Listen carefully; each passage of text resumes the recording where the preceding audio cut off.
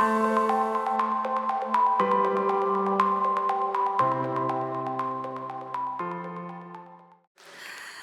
going to talk to you tonight about higher education. Not a surprise, right? But I'm going to talk to you about it in a little different way. You know, there's been a debate over the last several years. What is the value of higher education in society? I'm always kind of puzzled by that because history would tell us exactly what the value is, right? With no education, there was a society of haves and have-nots. And the have-nots had no opportunity to lift themselves out of poverty and out of servitude. Education was a privilege of the wealthy, and that shaped the social structure of our society at the time. Think about ancient Egypt. Only the scribes and priests were able to be educated. But then came the Renaissance, the Age of Enlightenment. Gutenberg's printing press changed everything. Suddenly, the written word was available in much broader. And there was new audiences that were interested in education. And even with that breakthrough, it was not ubiquitous.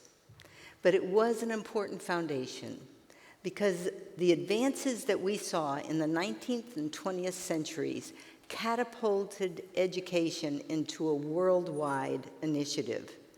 And compulsory education laws were, in fact, enacted at that time. So what was the catalyst? You all know this. It was technology, but not technology on its own. It was the pace of technology.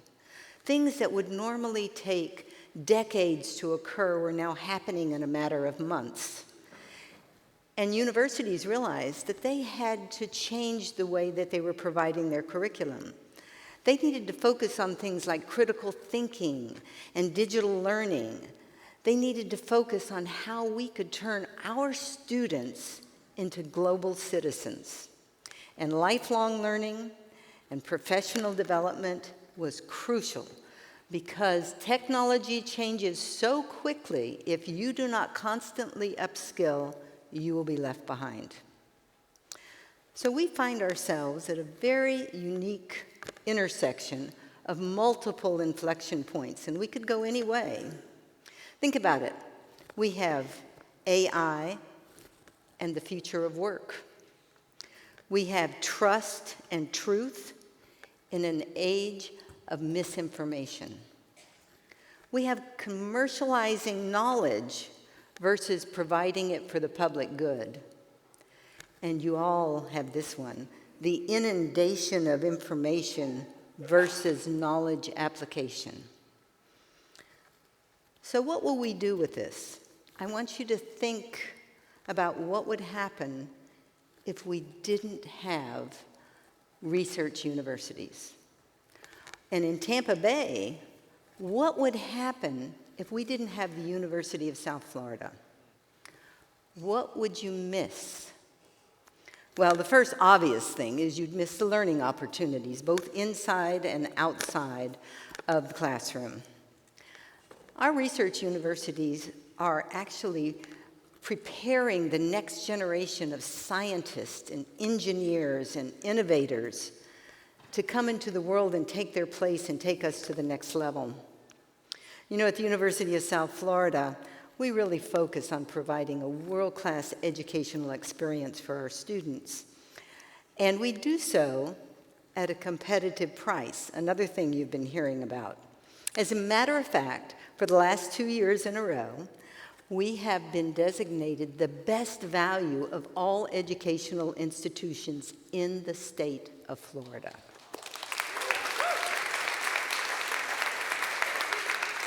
And what about the 15,000 graduates who earn their degrees from us every year? They are primarily local. And if we didn't have the University of South Florida, they would have to travel to another nationally recognized university or perhaps even out of the state. And then think about business relocations. Our economic developers work very hard to bring businesses and industries into this community to provide jobs and new equal opportunity, economic opportunity. But if there were no university here to provide them a pipeline for their workforce, or if there were no professors here to help them with technology to continue to boost their businesses, they might not come here. That's one of the first things they ask. And let's talk about research, because that's important. Our research universities are world leaders in critical and emerging technology. They keep America at the forefront of advancements and innovations. And for USF, as a research university and a member of the Association of American Universities, AAU, right? Come on, you can clap for that.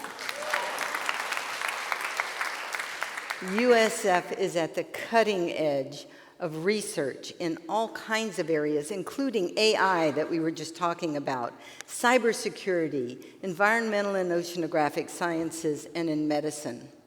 And of course, we are the largest producer of patents in this area, but we're also 16th for the nation and 38th worldwide in new patents every year.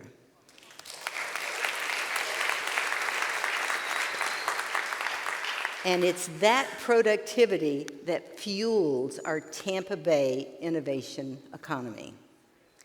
So without USF, what would we have? Our research, our technological and medical advancements would be diminished. We wouldn't have a pipeline of scientists and engineers and innovators and entrepreneurs that would be coming through the pipeline to take their place moving forward. And what about support for our startups, who we have had many in the Tampa Bay area that created headquarters and new jobs and economic development opportunities? You wouldn't have that support. And then there's medicine. We all partake of the medical profession. The discoveries that come from your research universities change the perspective of our patients because we provide innovative health care and state-of-the-art treatments. Let me give you some examples. We heard earlier today from the head of Tampa General Hospital. Well, in partnership with Tampa General Hospital, which is our very good partner and also our teaching hospital, along with a partnership with Medical Microinstruments, we were able to introduce surgical technology that enhances the level of care for those patients, cancer patients, who are suffering from lymphedema. And it is the only technology available in the entire southeast part of the United States.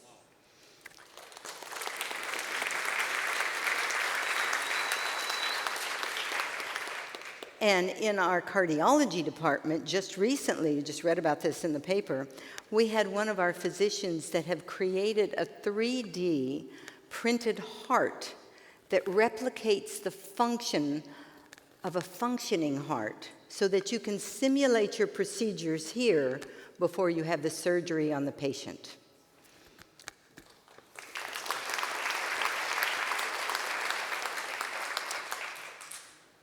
The University of South Florida is one of the key reasons that our area is a center of excellence for cybersecurity. In fact, we are being called Cyber Bay. I want you to remember that. And our researchers have been researching artificial intelligence since the 1980s. We have such a group of researchers there. We were able to launch the new Bellini College of Artificial Intelligence, Cybersecurity, and Computing. It is the first in Florida and one of the first in the country to have this combination of study areas with the kind of force behind it that we have. We will be a global leader just because of the partnerships we have within our community and beyond. I'm so proud of our new college, and we will receive our first class this fall.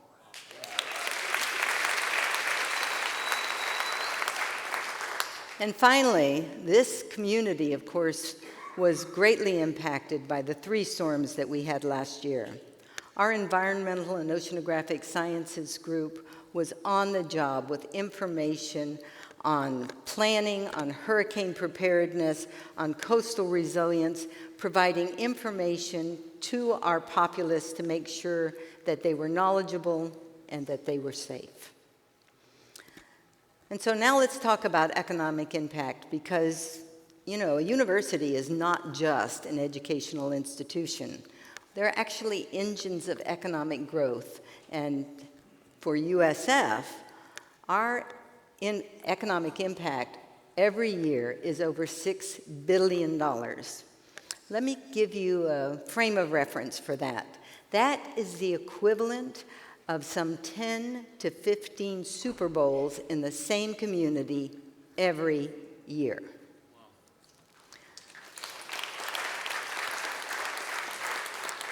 And with our 16,000 employees, that makes us the 7th largest employer in the Tampa Bay area. But beyond that, throughout the state of Florida, we support over 68,000 high-tech, high-wage jobs in areas like IT, life sciences, and financial services. And without USF, you would have fewer jobs. You would have lower local spending. You'd have lower tax revenues, less skilled workers, and I would propose you would have less relocations. And what about our community connections? Because we take that as a responsibility for our university. And we are seeing throughout the country that universities are now recognizing their responsibilities to their community.